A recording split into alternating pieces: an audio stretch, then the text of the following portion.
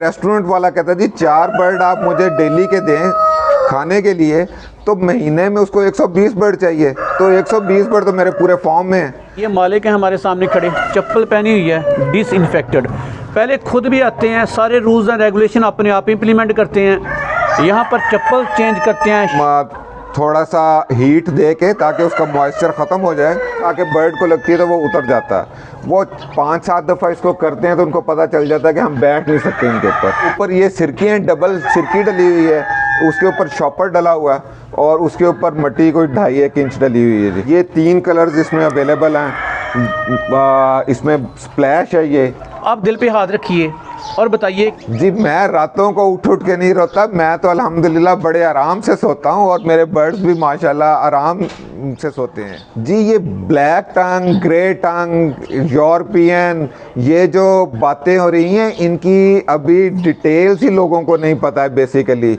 और अगर मैंने इससे ऊपर के वर्जन भी बताने शुरू कर दिए याम सिमानी के, तो वो नई एक बहस शुरू हो जाएगी। बॉटल ब्रश है, मैं हल्का सा आपको इशारा देता हूँ, बॉटल ब्रश है।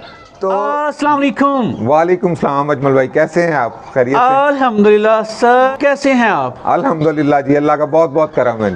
बर्ड्स कैसे हैं आपके? अल्हम्दुलिल्लाह अल्हम्दुलिल्लाह। काम कैसा जा रहा है आपका? अल्हम्दुलिल्लाह जी, काम भी माशाल्लाह बहुत अच्छा चल रहा है। आपके बड़े ही वीआईपी किस्म के सेटअप ने लोगों को बड़ा इंस्पायर किया, लोग बड़े मोटिवेट हुए, लेकिन कहीं आप रातों को उठ के रोते तो नहीं कि इतना बड़ा सेटअप इंडोनेशिया ने याम सिमानी का बना लिया होता? नहीं जी, अल्हम्दुलिल्लाह मैंने सारी रिसर्च करके पूरा पढ़ के इसके ऊपर काम शुरू किया है। आप देखेंगे अभी भी मेरे फॉर्म में एक भी बर्ड ब्लैक टंग का नहीं है। तो बेसिकली जितनी अयाम सिमन इसके ऊपर रिसर्च हुई है सारी या यूरोप में है या इंडिया में हुई है रिसर्च। इंडोनेशियन रिसर्च तो आपको बहुत कम रेफरेंसेस मिलते हैं, मगर तो जो यूरोप में ब्रीड थी उन्होंने उसके ऊपर ही रिसर्च की हुई है, कोई इंडोनेशियन के ऊपर नहीं की। इंडिया में कड़कनाथ है, उन्होंने अपनी मुर्गी पे की है। यूरोप में ये वाली ब्रीड है और ये ब्रीड 1 स्टेप अहेड मैं उसको कहूँगा, क्योंकि यूरोपियंस ने इसको मिक्स ब्रीड करा के मल्टी जनरेशन्स के अंदर इसकी फीदर क्वालिटी और इसकी प्रोडक्टिविटी इन्हांस की है उन्होंने। तो आप पछतावे का शिकार तो नहीं? आसान लफ्ज़ में बताइएगा कि काश मैंने ब्लैक टोंग रख ली होती, अयाम सिमानी यूरोपियन ना रखता। नहीं, बिल्कुल भी नहीं। अल्हम्दुलिल्लाह मैं बहुत खुश हूँ और क्योंकि ये इम्प्रूव्ड वर्जन, मेरे ख्याल में तो ये इम्प्रूव्ड वर्जन है, तो मैं व्हील को री इन्वेंट क्यों करूँगा? तो वो जिन्होंने करना था कर लिया हुआ है। तो अब तो इसी की फार्मिंग चलनी है, क्योंकि मीट प्रॉपर्टीज सारी जो हैं वो यूरोप ने रिसर्च की है और इसी बर्ड के ऊपर रिसर्च हुई हुई सारी। हमारे एक फार्मर कहते हैं कि जब से मैं पोल्ट्री की दुनिया में आया हूँ रात को उठ के रोता हूँ। सर आप तो नहीं रोते? नहीं अल्हम्दुलिल्लाह जी, मैं तो बहुत पुरसकून सोता हूँ, मगर ये वेदर कंडीशंस जब ख़राब होती हैं तो फिर आपको अपने बिज़नेस के ख्याल के लिए, बर्ड्स की देखभाल के लिए ज़रूर उठना भी पड़ता है, मगर परेशानी से नहीं उठते, उनको हेल्प आउट करने के लिए उठते हैं। चलिए सर, हर मंथ 200 याम सिमानी के चिक्स का क्या करते हैं आप? जी बेसिकली तो ये क्योंकि बड़ा सेटअप है तो इसका एक्सपेंस भी काफ़ी बड़ा, तो उसको मीट करते हैं। कुछ हम एक्सपेंशन पे जा रहे हैं, ये कोई 35-40 चिक्स यहाँ पे पड़े हुए हैं, कोई 100+ चिक्स जो हैं वो घर के अंदर पल रहे हैं, तो वो भी इंशाल्लाह कोई महीने 1.5 में इधर फॉर्म पे आ जाएंगे। तो कुछ सेल कर देते हैं जिससे इसका एक्सपेंस निकलता रहता है, बाकी हम ग्रोथ के ऊपर। बड़े ख्वाब सजा रखे हैं, लेकिन क्या जानते हैं कि याम सिमानी के साथ मुस्तकबिल में क्या होगा? जी मैं तो बहुत होपफुल हूँ, क्योंकि मैंने ब्रीड उसका रियल पर्पस के लिए लगाई हुई है। मैंने इसका अंडा और इसका मीट खाने के लिए सेल करना, तो मैं तो उसी अपने एम के ऊपर जा रहा हूँ। उसकी लोग कुछ कह रहे प्राइस कम हो गई, बढ़ गई, यूरोपियन आ गई, इंडोनेशियन आ गई, तो मैं उसके ऊपर बिल्कुल भी फोकस नहीं है। मेरा फोकस ये है कि मेरा जब इधर 500-700 हज़ार बर्ड होगा तो उसके बाद मैं लोगों को मीट और एग ऑफ़र करना शुरू कर दूंगा खाने के लिए। तो मैं तो ये समझता हूँ ये कम्युनिटी सर्विस कर रहा हूँ, क्योंकि जितनी इसकी मीट प्रॉपर्टीज़ हैं और जितने पर्पसेस के लिए ये खाया जाता है तो वो हमारे लोगों के पास है ही नहीं। तो मैं तो उसी एम के ऊपर लगा हुआ हूँ और उसी पे चल रहा हूँ। चलिए सर, अयाम सीमानी की मार्केट के हवाले से, अयाम सीमानी के मुस्तकबिल के हवाले से आपकी रिसर्च आपने बता भी दी, फिर से बताइएगा कि मुझे लग रहा है कि फैंसी पोल्ट्री की इंडस्ट्री मजमूई तौर पे थोड़ी सी मंदी का शिकार है, आप क्या देख रहे हैं? जी बिल्कुल, आप बिल्कुल दुरुस्त कह रहे हैं। बाइंग सेलिंग उतनी नहीं हो रही जितनी पिछले 6 महीने पहले हो रही थी। वो ओवरऑल ही तमाम बर्ड्स के साथ यही सूरत हाल है, पूरे लाइव स्टॉक के साथ ही। क्योंकि बेसिकली मैं तो पैरट फार्मर हूँ, ये मेरे बेटे ने किया। पैरट्स में भी उतनी सेल नहीं हो रही जितनी पिछले 6 माह में हो रही थी, तो डेफिनेटली है। मगर पोल्ट्री में मैं इसलिए होपफुल हूँ कि इसका एंड यूजेज है, तो इसने खाए ही जाना है। सर, एंड यूजर्स की बात तो ब्रॉयलर भी खाया जा रहा है, पाकिस्तान में ऑलरेडी भी काफ़ी चीज़ चल रही हैं, लेकिन एंड यूज़र से मैं ये जानना चाहता हूँ कि आखिर क्यों सर, क्यों आपका बर्ड बाहर नहीं जा सकता, क्यों आप बाहर नहीं भेजते? एक्चुअली अभी हमारे पास सप्लाई ही नहीं है। जितने लोगों को भी देखे ना, किसी ने 10 लगाए हुए हैं, 20 लगाए हुए हैं, 50 लगाए हुए हैं, मैंने क्या 100-150 बर्ड लगा लिया हुआ है। तो अगर मुझे कोई भी एक होटल या रेस्टोरेंट वाला कहता जी 4 बर्ड आप मुझे डेली के दें खाने के लिए, तो महीने में उसको 120 बर्ड चाहिए, तो 120 बर्ड तो मेरे पूरे फॉर्म में है। तो अभी तो सप्लाई ही नहीं पूरी हो रही। सप्लाई जब इधर कोई 500 हज़ार बर्ड लगा होगा तो मैं किसी एक कस्टमर के साथ डील कर सकूँगा। तो अगर कोई 5-10 लग जाते हैं तो इधर तो मुझे 5000 बर्ड का फॉर्म चाहिए उसकी रिक्वायरमेंट पूरा करने के लिए।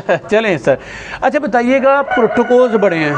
सबसे पहले ये मालिक हैं हमारे सामने खड़े, चप्पल पहनी हुई है, डिसइंफेक्टेड। पहले खुद भी आते हैं, सारे रूल्स एंड रेगुलेशन अपने आप इम्प्लीमेंट करते हैं, यहाँ पर चप्पल चेंज करते हैं, शावर करते हैं, डिसइंफेक्ट होकर अंदर आते हैं। तो ये रूल्स बनाने की वजह क्या थी? ये तो जी बेसिस हैं पोल्ट्री की और किसी भी बर्ड कीपिंग की बेसिस हैं कि आपने डिसइंफेक्ट हो के ही अंदर जाना है, वरना ये अब कुछ वायरल डिजीज़ होती हैं, कुछ हम बाहर से कैरी करके लेके आ रहे होते हैं। तो क्योंकि ये ओपन में तो रह नहीं रही, तो बड़ा माइल्ड जो वायरस है वो भी इनके ऊपर अटैक कर देता है। तो ये हमें बहुत एहतियात के साथ तमाम हिफाजती तदाबीर लेके हम फिर इस फॉर्म में एंटर होते हैं। चले सर, देख रहे हैं कि गंदम बचाई हुई है आपने, गंदम का क्या करते हैं आप? जी बेसिकली हम ना इनको मल्टी ग्रेन पे भी रखा हुआ फीड, आप देखें ये फीड तो हम दे ही रहे हैं इनको, मुख्तलिफ उसके अंदर है ये नंबर्स के अंदर।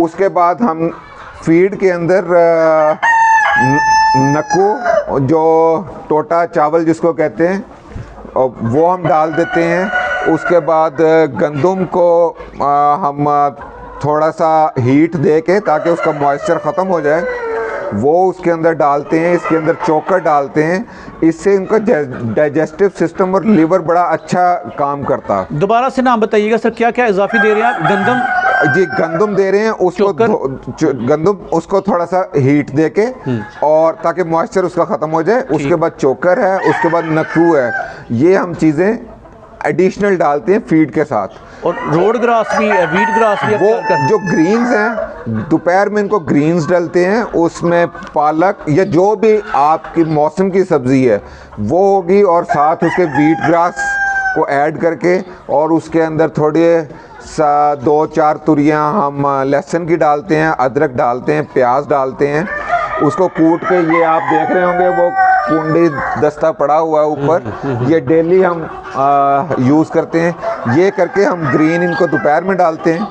और अब देख रहे होंगे कि ये जो बर्तन इस वक्त उठे हुए हैं तो ये सुबह 2-1 घंटे हम इनको फीड देते हैं, दोपहर में हम इनको ग्रीन देते हैं और शाम को फिर हम ये दोबारा इनको फीड देते हैं। चलिए यहाँ आइएगा सर, बताइएगा आपने ये बॉटल्स पानी के ऊपर लटकाई हुई हैं, इसका मकसद क्या है? जी ये एक्चुअली बर्ड ना जंप करके डब्बे के ऊपर बैठता तो वो डब्बा गिर जाता। अच्छा। तो वो इसके अंदर रेत भरी हुई है हमने इनके अंदर, तो बर्ड जो है वो टकराता तो बोतल पीछे जाती है और वापस आके बर्ड को लगती है तो वो उतर जाता है। वो 5-7 दफ़ा इसको करते हैं तो उनको पता चल जाता है कि हम बैठ नहीं सकते इनके ऊपर, तो फिर वो ये जंप लगाना ख़त्म कर देते हैं। अच्छा सर, लेंथ बताइएगा अपने फॉर्म की, ये जो दरमियान में रास्ता है ये कितने, इसकी चौड़ाई कितनी बनती है? ये तकरीबन 3.25 फुट है जी। और केजेस की लंबाई चौड़ाई? केजेस जो ये हैं इस साइड पे ये 4x13 के केजेस हैं, ये 12 केजेस हमारे इस साइड पे हैं, 5 केजेस इस साइड पे हैं, ये 8x13 के हैं, और जो वो लास्ट वाला है वो तकरीबन 15x13 का है। और एक केज में कितने बर्ड्स हैं एस्टिमेटेड आपने रखे हुए? तकरीबन हम 15 से 20-15 बर्ड रखते हैं, एक 10-12-15। नीचे चावल का छिलका, ऊपर कच्ची छत? जी ऊपर ये सिरकियाँ, डबल सिरकी डली हुई है, उसके ऊपर शॉपर डला हुआ है और उसके ऊपर मिट्टी कोई 2.5-1 इंच डली हुई है जी। अच्छा, अयाम सिमानी के अलावा और कौन कौन सी ब्रीड्स हैं आपके पास? जी उसके बाद मेरे पास ये ऑस्ट्रोलॉप्स हैं, ये 3 कलर्स इसमें अवेलेबल हैं। इसमें स्प्लैश है ये, उसके बाद वो आगे ब्लू है और ब्लैक है, तो उसके अलावा कुछ सूसेक्स के बर्ड्स भी अवेलेबल हैं मेरे पास। तो ये 3 में कुछ शामूस भी हैं, मगर बेसिकली काम अयाम सिमानी, ऑस्ट्रोलॉप एंड सूसेक्स का कर रहे हैं। वो शौक के लिए रखे हुए हैं कि शामूस होते क्या हैं। अच्छा। हम भी ज़रा देख रहे हैं कि चेहरे पे माशाल्लाह रौनक भी ज़्यादा है, तंदुरुस्ती मोइनुल्लाह खां की तरह आपकी भी बढ़ती जा रही है। अयाम सिमानी का मीट खाना शुरू तो नहीं कर दिया? जी बिल्कुल खाना शुरू कर दिया, कुछ अंडे भी खाए हैं। अच्छा। तो वो मैंने बेसिकली इसी पर्पज़ के लिए कि जितना कुछ हम रिसर्च में पढ़ रहे हैं क्या उसके वाकई कोई इफ़ेक्टिव भी है कि नहीं है, तो अल्हम्दुलिल्लाह जितना कुछ बताया गया है उससे ज़्यादा ही इफ़ेक्टिवनेस नज़र आई है। इसके अलावा मैंने 1-2 फैमिली में कुछ इश्यूज़ थे, वो उनको भी हमने कुछ बर्ड्स दिए, कुछ एग्स दिए, तो अल्हम्दुलिल्लाह उधर भी बड़ी अच्छी रिकवरी। सर बंदा बीफ खा ले, बंदा मटन खा ले, बंदा रैबिट खा ले, अयाम सिमानी इतना महंगा खाए तो इसमें क्या मिलता है? जी बिल्कुल महंगा है अभी, मगर होपफुली ये आहिस्ता आहिस्ता फार्मिंग जूं बढ़ती जाएगी तो सस्ता भी होगा। और हमारा पर्पस भी, मैं तो इसको कम्युनिटी सर्विस समझता हूँ कि इतनी अच्छी और इतनी फ़ायदे वाली चीज़ है, मगर अभी हमारे क्योंकि मुल्क में बड़ी कम है इसलिए आम पब्लिक तक नहीं जा सकती। जो ही फॉर्म्स ज़रा बड़े बनना शुरू हो जाएंगे इसके, तो इंशाल्लाह प्राइसेस भी मिडिल क्लास हिट कर सकेगी इंशाल्लाह। तो इसमें जो चीज़ें हैं वो स्टेमिना ये इंक्रीज़ करता है, इसलिए स्पोर्ट्समैन इसको बहुत ज़्यादा खा रहे होंगे, पूरी दुनिया के अंदर खा रहे हैं।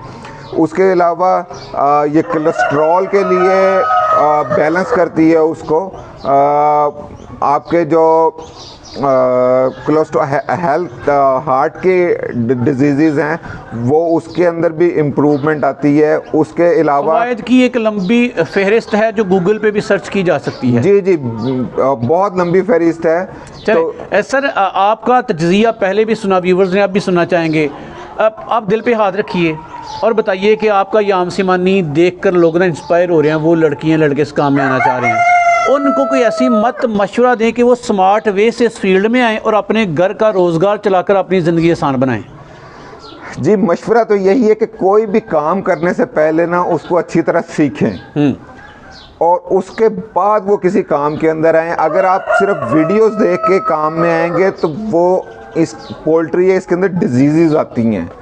तो दूसरा इसकी कीपिंग किस तरह है, ये 2 चीज़ें जब वो सीख लें उसके बाद इंशाल्लाह जब वो काम करेंगे तो कुछ ना कुछ कमाएंगे, कुछ ना कुछ नहीं बहुत कुछ कमाएंगे। चलिए सर, एंड पे लोगों को इससे पहले कि आप अपने राब्ता नंबर बताएं, अपना एड्रेस बताएं, एक ही सर मेरी अपील है कि पाकिस्तानी को सिंसियरिटी के साथ, मोहब्बत के साथ गाइड कीजिएगा, उनके काम आइएगा, क्योंकि सबसे बड़ी जो आपकी तशहीर है, आपकी रेपो है, वो सोशल मीडिया पे आने से नहीं बनती, बल्कि आपका कस्टमर बनाता बिल्कुल है। ऐसे ही। तो उम्मीद है कि आप लोगों से बड़ी ही मोहब्बत, शफकत और सिंसियरिटी से पेश आएंगे। एंड पे ना अपनी लोकेशन नंबर्स बता दीजिएगा। जी, मेरे लोकेशन जो है वो पुराना काना फिरोज़पुर रोड लाहौर है।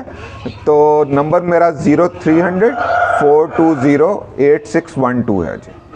चलें सर, हंसते रहें, खुश रहें, आबाद रहें, और देखना चाहेंगे कि अगली दफ़ा आए तो याम सिमानी के मीट ने आपको मज़ीद जोबन पे मज़ीद रंग रूप आप पे चढ़ाया कि ना चढ़ाया, नेक्स्ट वीडियो में देखेंगे। सर, हमारी व्यूवर्स की दुआएं आपके साथ हैं। आपका बहुत बहुत शुक्रिया। बहुत शुक्रिया जी।